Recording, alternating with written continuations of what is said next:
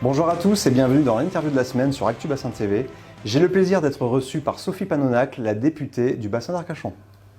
Bonjour. Bonjour Madame la députée. Bonjour. Alors, c'est un événement particulier puisqu'on arrive au terme des 3 ans, date anniversaire, des 3 premières années sur les 5 années de mandat en tant que députée. On peut faire un petit bilan sur cette première partie de mandat ? Bien sûr, déjà 3 ans, c'est passé extrêmement vite, sans doute parce que le travail était prenant et important, à la fois intense, à la fois à l'Assemblée nationale et sur la circonscription. Je le redis, je n'ai jamais été élue auparavant, aucun mandat électif, vraiment pur produit de la société civile. Donc je considère qu'effectivement je suis le lien entre ce que nous faisons au niveau national et ma circonscription, vraiment le trait d'union entre le territoire bassin d'Arcachon et mon travail sur Paris. Je suis membre donc de la commission développement durable et aménagement du territoire. Je travaille plus particulièrement dans le cadre du maritime, tout ce qui touche à la communauté maritime dans sa globalité. Je suis également membre de la délégation aux droits des femmes. Il est très facile de travailler sur des sujets nationaux et d'avoir un retour sur le local, je vous en parlerai ensuite. Et également assez récemment membre de la délégation aux Outre-mer. Donc là aussi, comment valoriser l'ensemble de nos territoires ultramarins. Voilà, ça ce sont mes sujets nationaux. D'accord. Donc on l'a bien vu, on va revenir sur les sujets que vous venez d'aborder, notamment un sujet qui vous a tenu à cœur et on l'a suivi de très près pendant le confinement, les violences faites aux femmes. Tout à fait. Alors, j'avais eu à cœur d'essayer de fédérer en fait l'ensemble des acteurs territoriaux sur le bassin d'Arcachon. L'idée, c'était que l'on puisse se réunir régulièrement, une fois par trimestre autant que possible, sauf que la période que nous venons de passer nous a un peu empêchés dans notre travail, se réunir à la sous-préfecture, réunir l'ensemble des acteurs qui sont concernés par ce sujet. Donc, nous avons bien évidemment les deux associations, Femmes Solidaires, Solidarité Femmes Bassin. La sous-préfète nous reçoit dans les locaux à Arcachon, également des médecins référents, un médecin généraliste et une médecin psychiatre, qui sont vraiment les référents violences faites aux femmes de notre circonscription.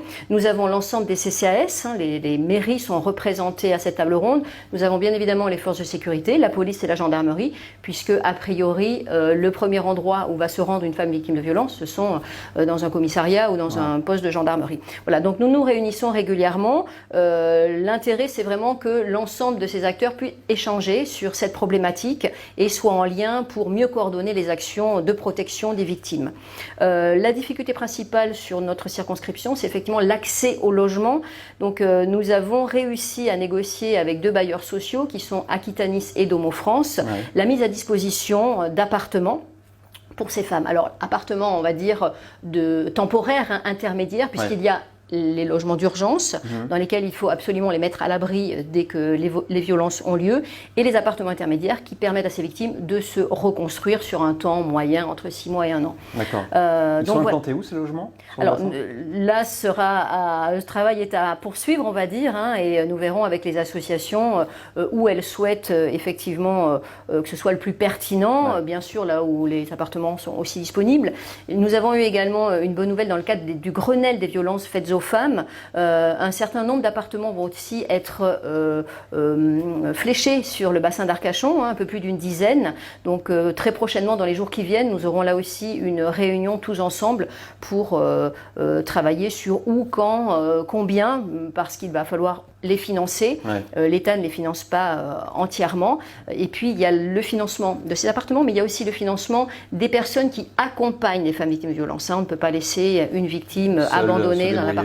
Voilà, donc un travail à la fois national et territorial extrêmement important. Voilà, je ne lâche rien sur ce sujet. Mais on l'a bien vu. Autre sujet qui vous tient à cœur, c'est le maritime. Absolument. On l'a vu récemment avec la venue du ministre de l'Agriculture. Vous aviez sollicité l'État pour que la profession conchylicole obtienne des subventions. Tout à fait. Ça en est où ? Alors, maritime, ce n'est bien évidemment pas que la filière conchilicole. Donc là encore, l'illustration parfaite de mon travail au niveau national, qui vraiment englobe l'ensemble de la communauté maritime. Pendant la période de confinement, j'ai travaillé sur l'élaboration d'un rapport qui sera remis dans quelques jours, demain ou après-demain, au président de la République, à l'ensemble des ministres concernés, puisque le maritime est vraiment transversal. Cela concerne énormément de ministères, le ministère de la Transition écologique, mais aussi le ministère des Outre-mer. Nous ne sommes pas la deuxième zone économique exclusive par hasard, c'est grâce aux Outre-mer. Donc voilà, ce rapport sera remis à l'ensemble des personnes intéressées demain, après-demain.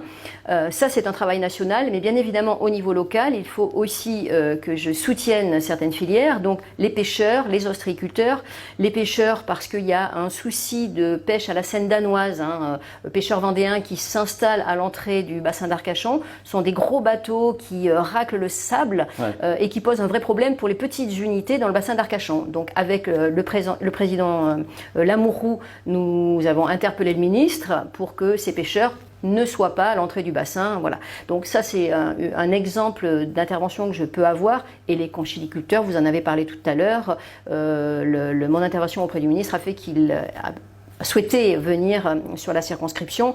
Et là, nous sommes en train de déposer un certain nombre d'amendements, justement, là encore pour soutenir ce que demande la conchiliculture, donc l'exonération des charges sociales et également l'exonération des redevances d'occupation du domaine public. Les charges sociales, on va dire que c'est obtenu, quasi obtenu, il faut qu'on l'officialise, mais il faut encore que je me batte pour les redevances d'occupation du domaine public. Donc on le comprend bien, ne serait-ce qu'en 3 ans, vous avez mené de front certaines batailles qui vous tenaient à cœur avec des résultats positifs. Donc c'est déjà un premier succès sur cette première partie de mandat. Pour la deuxième, il y a d'autres choses à mener, il y a d'autres programmes ? Alors je ne sais pas si c'est un succès, en tout cas j'y mets tout mon cœur et toute mon énergie pour essayer d'obtenir des résultats bien évidemment pour mon territoire. La suite, il reste encore 2 ans, 2 ans c'est long, on a le temps de faire énormément de choses. Donc il y a des projets bien évidemment, donc il y a cette consultation maritime, là aussi pourquoi ? Pour aller, je crois que cette période de confinement en fait nous a permis, et cette crise finalement nous a permis de réfléchir et de se dire c'est le moment ou jamais, c'est maintenant qu'il faut qu'on ait une réflexion intelligente sur le jour d'après. Tout le monde parle du jour d'après, mais c'est quoi et on a l'intention de faire quoi ? Donc dans le cadre de l'économie maritime, eh bien, ce rapport va servir à une économie compétitive, bien évidemment, mais décarbonée. Donc ça, c'est sur un sujet précis. Après, je crois qu'il est important de réfléchir sur le jour d'après au niveau des territoires, pas que au niveau national. Et c'est pour ça que j'ai voulu mettre en place l'association Confluence, donc vous en avez la primauté aujourd'hui. Confluence, pourquoi ? Confluence, ça veut dire quoi ? C'est la réunion en fait de 2 cours d'eau et cette rencontre, je veux que ce soit la rencontre de personnes qui pourraient avoir une réflexion, qui vont avoir une réflexion intelligente sur le monde d'après, sur notre territoire. Que notre territoire devienne résilient face aux prochaines crises. Il y en aura d'autres et je pense qu'il est extrêmement important qu'on se rassemble. Au-delà, ce n'est pas du tout une association politique, c'est vraiment une association de citoyens du bassin d'Arcachon qui vont vouloir réfléchir, bien évidemment, mais pas que. En fait, si on devait résumer l'association, c'est incubateur d'idées, créateur de projets. D'accord. Et là, j'ai tout dit.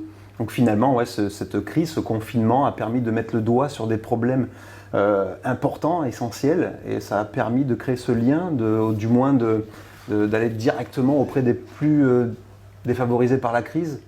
Des plus fragiles, bien sûr, des plus fragiles, tout à fait. On l'a vu pendant cette crise, pendant la période de confinement. C'est pour ça qu'il y a eu certains appels que j'ai eu à cœur de relayer pour aider les plus fragiles. Sur la circonscription, on a eu Vincent de Paul, par exemple, ces enfants qui étaient confinés dans cette structure extrêmement performante, mais qui manquaient de moyens. Donc, on a découvert sur notre territoire que certaines populations étaient fragiles.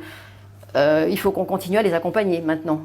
C'est encore un travail important. Il n'y a pas que dans les EHPAD, ça a été un moment douloureux pour nos personnes âgées.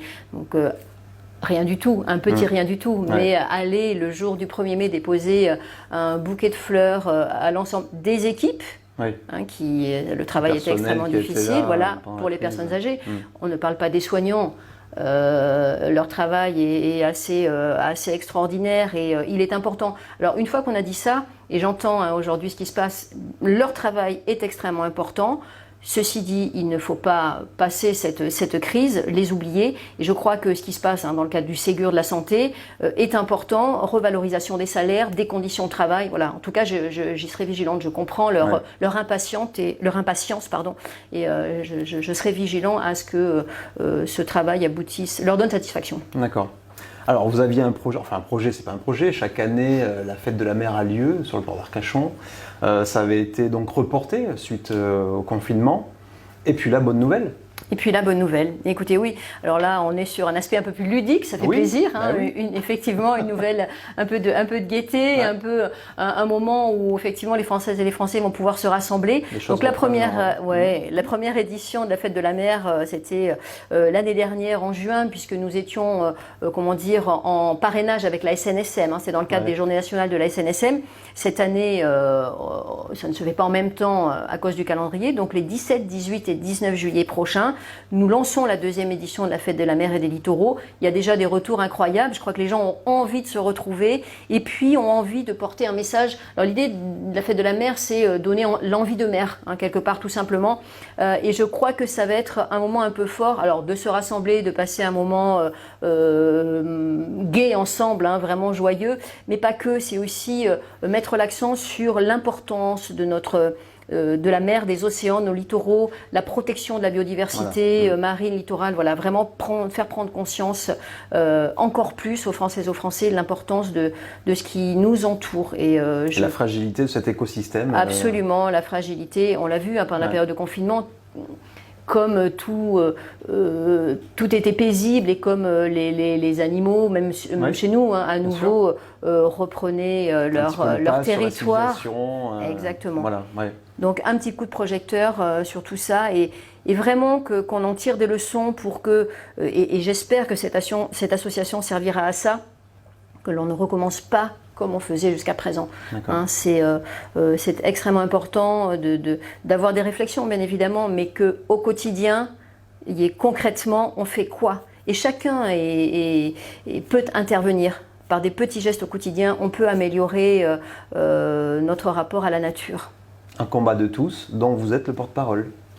Je vais faire ce que je peux, je vais essayer. En tout cas, c'est un beau porte-parole là, oui. Merci Madame la députée. Merci à vous.